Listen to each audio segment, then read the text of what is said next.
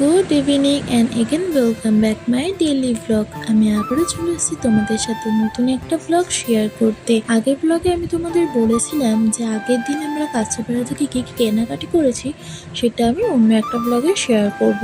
তো আজকের ব্লগে আমি তোমাদের সাথে শেয়ার করব সেদিন আমরা কাঁচাপাড়া থেকে ঠিক কী কী কেনাকাটি করেছিলাম।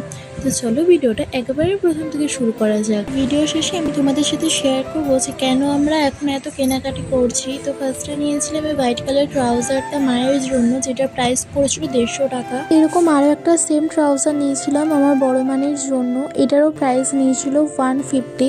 তারপরে বাবার মায়ের জন্য নিয়েছিলাম রুমাল, বাবার যেহেতু দুটো নিয়েছিলাম তো 30 করে পড়েছিল 60, আর মায়ের একটা নিয়েছিলাম তো ওটা 20 নিয়েছিল।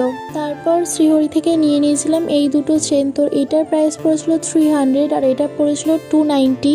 তারপর নিয়েছিলাম আমি আর মা এই দুটো সানগ্লাস, আমার ব্ল্যাক সানগ্লাসটার প্রাইস পড়েছিল 200 আর মায়ের এই সানগ্লাসটার প্রাইস পড়েছিল 250।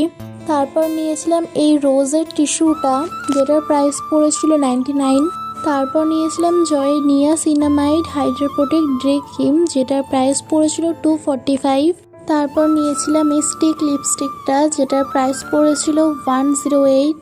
তারপর নিয়েছিলাম কেলক্সের এই ওটসটা, যেটার প্রাইস পড়েছিল 85।